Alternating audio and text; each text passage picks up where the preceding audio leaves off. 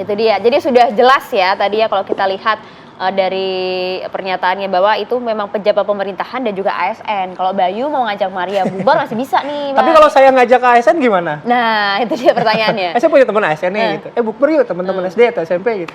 Itu boleh apa enggak? Itu dia. Jadi sebenarnya masih banyak pertanyaan juga apakah kemudian ini yang dilarang adalah buka puasa bersama secara internal kementerian, instansi dan juga lain-lain atau bagaimana gitu kan. Oke.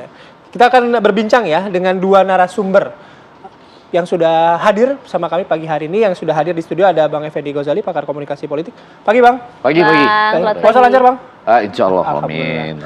Oke, yang kedua bergabung bersama kami secara online ada Bang Irfan Pulungan, tenaga ahli utama kepresidenan. Selamat pagi Bang Irfan. Sehat Bang? Pagi Bayu, pagi Maria. Bang Effendi apa kabar? Udah lama nggak ketemu kita ini. Alhamdulillah. Pagi Bang Irfan. Ya. Baik, saya langsung ke Bang Egy aja dulu. Bang, sebenarnya dari pernyataan Pak Presiden ketika melarang ASN berbukber begitu ya, kemudian diteruskan tadi oleh Pak Pramono Anung gitu ya, dengan penjelasan yang lebih detail. Sebenarnya yang ingin disampaikan oleh Pak Presiden ini yang seperti apa sih Bang gitu? Nah, itulah pertanyaan saya sampai saat ini. Nggak apa-apa, ini mumpung ada Bang Irfan Pulungan, nanti Bang Irfan yang coba menjelaskan. Karena surat ini saya sampai print, saya pegang-pegang 21 Maret, nomornya nomor 38, ya kan?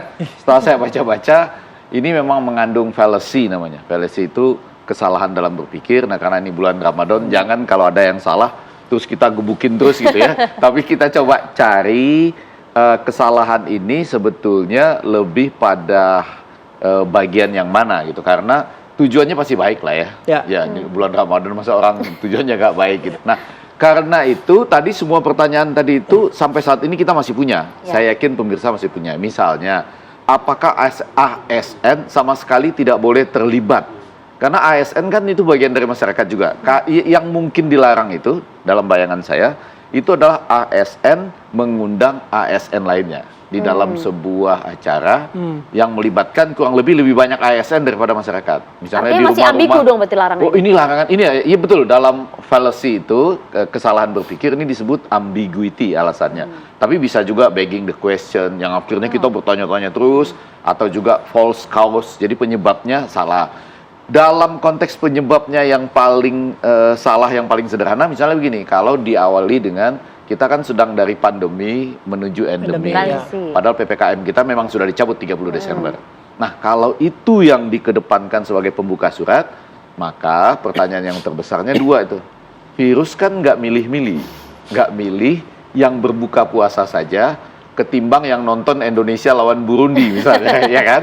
Nah, yang kedua, virus kan tidak memilih-milih, cuma ASN saja. Jadi kalau masyarakat yang buka puasa bersama nggak masalah. Tapi virus ini, ini ASN ini. Nah, virusnya datang ke yang ASN. konser juga kan? Nah, jadi ini yang perlu dijelaskan. Tapi niatnya bagus. Nah, yang paling mutakhir supaya kita nggak lama dalam kesalahan-kesalahannya, itu Menteri Perdagangan kita sesudah acara di Istana menjelaskan bahwa hampir sama dengan Pak Mas Pramono tadi, yang dijelaskan itu adalah jangan sampai ada gaya hidup yang sekarang banyak mendapat sorotan. Nah, itu dia. Flexing. Tadi cuma disebut tuh. Flexing barangkali ya.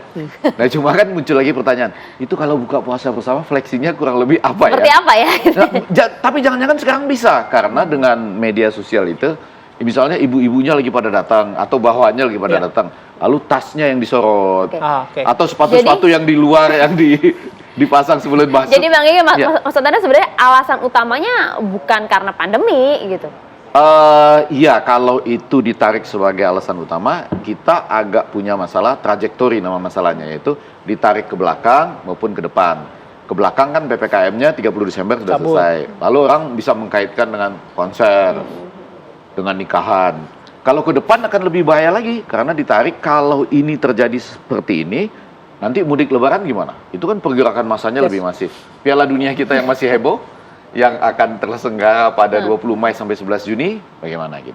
Jadi mudah-mudahan Bang Irfan Pulungan bisa agak menjelaskan ini. Kalau dalam bayangan saya, itu antara ASN dengan ASN. Walaupun sudah dimulai dengan adanya misalnya, ada pesta dari, katakanlah buka puasa bersama dari kalangan internal partai. ASN boleh datang nggak misalnya? Nah, Atau justru kalau para Menko Menteri diundang. Nah, gitu Iya, kan. iya kan diundang biasanya gitu. Ya, ini Boleh datang nggak gitu? Kita coba minta pencerahan dari Bang Irfan.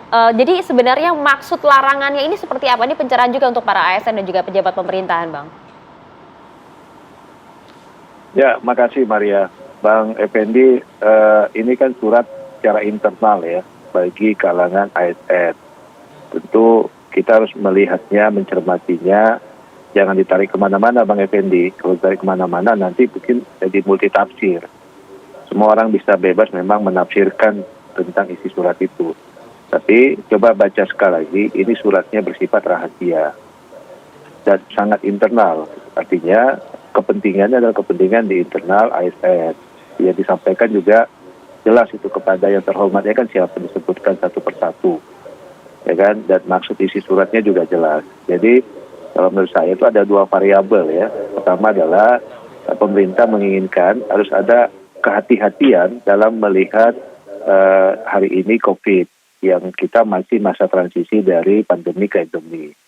Karena memang WHO sendiri kan belum menghapus ya pandemi ini, apakah sudah ditiadakan atau sekarang menjadi endemi kan kita mesti menunggu ini.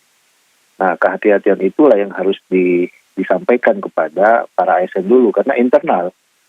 Kan yang mengatur ASN ini siapa? Kan pemerintah sendiri. Sama Bang Effendi misalnya hari ini aktivitas sebagai dosen. Di internal kalangan dosen itu kan ada aturan-aturan yang itu berlaku hanya untuk internalnya gitu.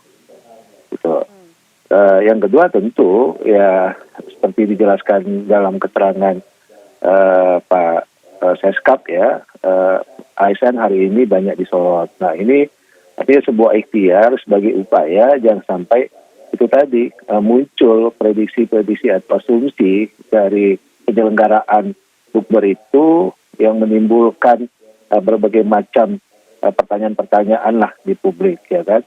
Karena kita ini bernampas saja orang udah tahu Bang Effendi ya kan. Jadi saya pikir nggak usah ditarik kemana-mana, cukup ini hanyalah surat ini mengatur internal ASN. Itu udah cukup. Ya, oke. Bang Irfan, tapi justru kemarin saya sempat mewawancarai beberapa ASN di sejumlah instansi, justru mereka yang juga bertanya-tanya Bang Irfan. Jadi mengapa kemudian pihak pemerintah ini hanya melarang ASN saja yang menurut bayangan mereka ini hanya segelintir dibandingkan dengan masyarakat luas yang kemudian diperbolehkan untuk melakukan buka bersama jika alasannya kan adalah pandemi. Wajar tidak jika para ASN kita berpikir seperti itu? Ini surat hanya berlaku penyelenggarannya dilakukan di lingkungan ASN. Ya kan, kalau masyarakat umum kan masih diperbolehkan, silakan, tapi tetap kehati-hatian dalam. Kenapa? Ya kalau misalnya ada ASN diundang, ya itu silakan. Yang penyelenggaranya kan tidak sebagai ASN, ya kan? Ini bukan membatasi untuk silaturahmi. Boleh ya Bang Pulungan ya? Ini bukan, artinya gini, ini bukan membatasi silaturahmi terhadap siapapun. Tapi ini juga pemerintah menginginkan di kalangan internal. Tuh, pahami dulu di kalangan internal gitu. Resmi di instansi pemerintahan berarti ya? Iya, kan suratnya itu sifatnya rahasia gitu. Rahasia gitu. Artinya ini hanya berlaku di kalangan internal gitu. Ya kan? Oke. Jadi berarti kita jangan yang boleh itu kementerian misalnya. Sorry Bang Irfan. Kalau merujuk pada pernyataan dari Pak Pramono Anung, yang tidak boleh adalah misalnya perwakilan kementerian menyelenggarakan buka puasa bersama. Kemudian wali kota menyelenggarakan buka puasa bersama. Para menteri, pimpinan lembaga begitu itu tidak boleh, dan juga termasuk bupati. Kira-kira demikian Bang Irfan ya? Nah ini lagi kan dia dibilang ini coba dicermati dulu, ada 3 poin dalam surat itu. Untuk kalangan daerah kan diberikan kepada Kementerian Dalam Negeri untuk mengatur lebih lanjut untuk di berbagai daerah itu. Nah nanti secara teknis itu ada di Kementerian Dalam Negeri dan Kemenpan RB gitu. Jadi kan memang ASN ini kan di lingkungannya kan berjenjang. Ada dari tingkat kabupaten kota, provinsi, sampai dengan pusat. Rasanya lebih enak mendengar penjelasan kebetulan yang kemarin Bang Zulkifli Hasan Menteri Perdagangan sesudah selesai acara dari istana bahwa yang diinginkan oleh Bapak Presiden katanya dana-dana yang ada kan kalau misalnya dipakai itu lebih dibuat keluar.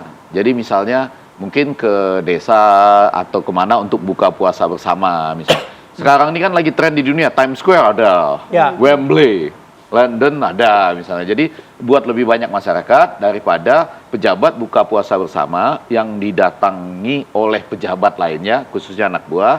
Dan kemudian ada teman-teman wartawan, nah di situ bisa jadi kan sandal sepatunya tersorot, jam Tasnya tangan, tas dan lain-lain. Demikian bukan Bang Irfan? Ya kan dalam keterangan yang disampaikan Pak Pramono itu disarankan kepada ASN untuk melakukan buka puasa bersama secara sederhana. Kan jelas ya itu kan. Secara sederhana di lingkungan ASN. Berarti Ya kan itu keterangannya. suratnya- Jadi ya.